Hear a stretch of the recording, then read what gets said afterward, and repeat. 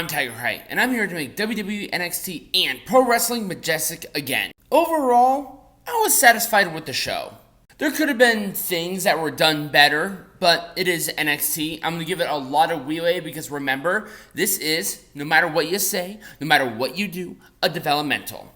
But let's kick off with Rhea Ripley and the new North American champion Dominik Mysterio. Just playing the little violin of heel heat right here, and I dig it. We had Wes Lee come out and won his claim at the North American champion, and then Mustafa Ali coming out there, sticking his little nose right in there, just kind of digging it in there. But they made the best decision with this, with a triple threat match for Great American Bash.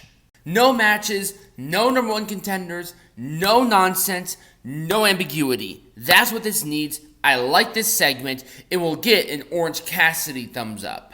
Could have been done better, could have been more nuanced, and maybe push it out a week to maybe drive a little more story. Yeah, but that's why he'll only get that Orange Cassidy, because of those reasons. Our first actual match was Schism taking on Carmelo Hayes, Ilja Dragunov, and Trick Williams. Now, I feel like there was a reason why this match was happening, but I don't remember, nor do I care, and also they didn't tell me it beforehand, so I don't care. I'm just sitting there scratching my head on why this is happening. Now, I liked the match. It was actually kind of fun. I thought it told a story. There was some good stuff, and it was a nothing but net after a blind tag for Team Hayes to win. I liked the match. I like the story told, I liked a little bit of digs, and I really liked the post-match, which led to the main event segment, so this gets an Orange Cassidy thumbs up. Next match, Von Wagner, Javier Vernell. We had a explanation that Javier challenged Von Wagner during one of the NXT house shows for this match. Here's why I like this. They're promoting the house shows in a roundabout way. And it's hard to do that. But they're like, hey, he challenged him during one of the house shows that had like 60 people in the fucking building. Great! Let's promote the house shows. If you're gonna run them, might as well promote it. But we also had the attack, I think like a week or two before this, and Von was cheered. I cannot believe I said that. I cannot believe I heard it. Von Wagner was cheered. God, man, that's like grooming a werewolf. It was a delayed Uranagi for the win.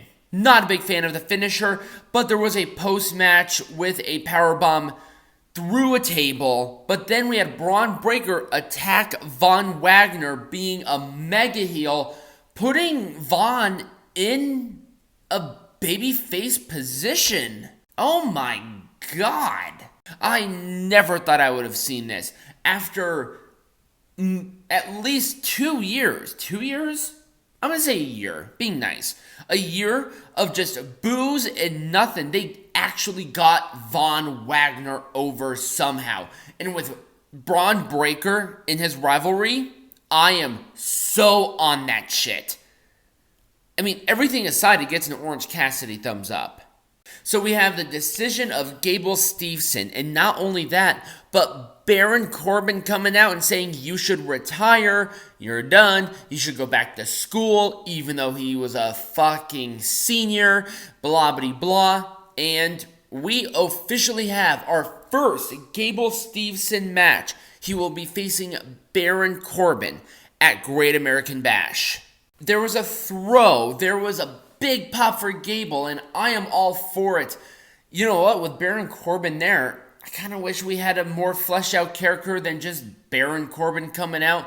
But you know what, I can't hold my breath. I can't do much about it. It is what it is.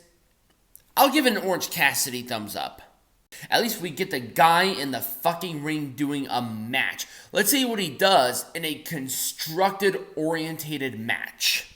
That's what's going to tell you if this guy is the real deal. So this was a kendo stick match. Cora, Jade, and Dana Brooke.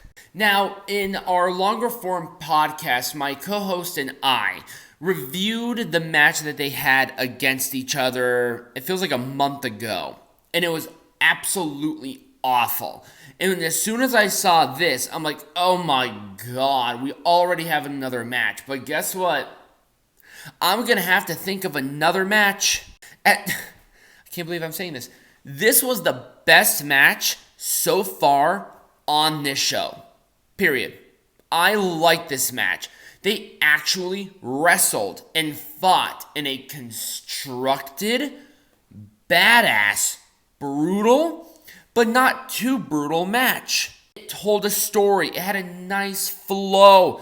There was a lot of good energy there, and also good kickouts with a great response. And it was a senton for Dana Brooke to win. Can Cora Jade recover at this point? I don't think so. But I still like the match. It gets an Orange Cassidy thumbs up. It was that close of being a full thumbs up. That close. Oh my god, so this is kind of where NXT fell off of a cliff. We had the team of Bronco, Nima, and Lucien Price taking on the D'Angelo family. Yes, this brand new team who debuted last week faces the white-hot D'Angelo family in the context of NXT.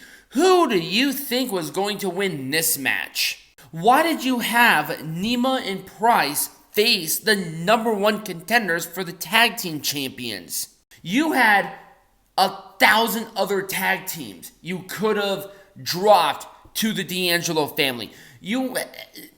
Hank Walker and Tank Ledger, whatever their names were. Perfect team to eat the loss. But this fairly impressive, brandly fresh, new-ass team, you'll lose them. Why? Because you gotta get the D'Angelo family over.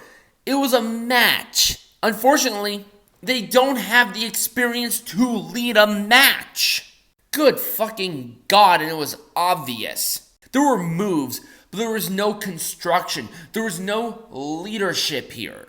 It was a bada bing for the D'Angelo family to win. It barely gets an Orange Cassidy thumbs up.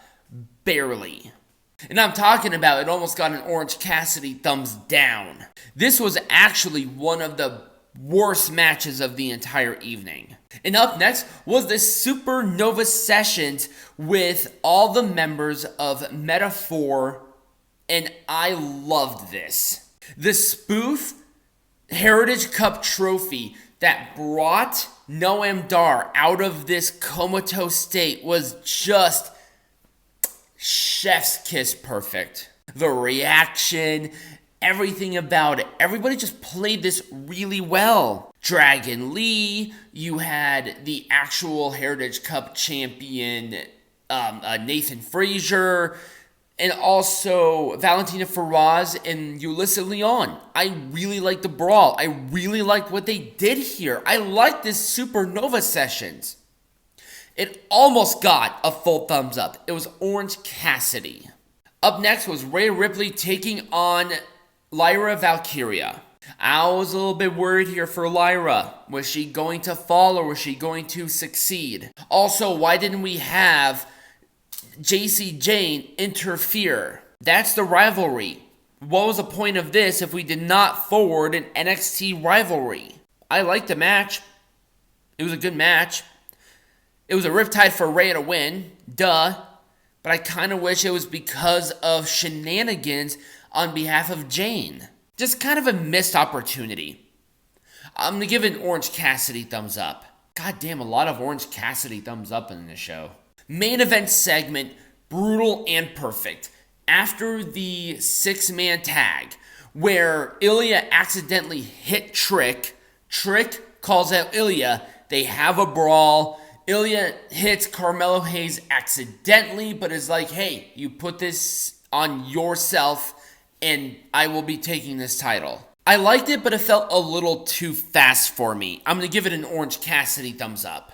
Woo, a lot of Orange Cassidy thumbs up, but I want to hear from you. What do you think about this NXT? Also, what do you think about my video? Leave the comments down below or right next to me here. Like the video, share it, favorite it, become a patron, get some hats, link in the bio or in the description.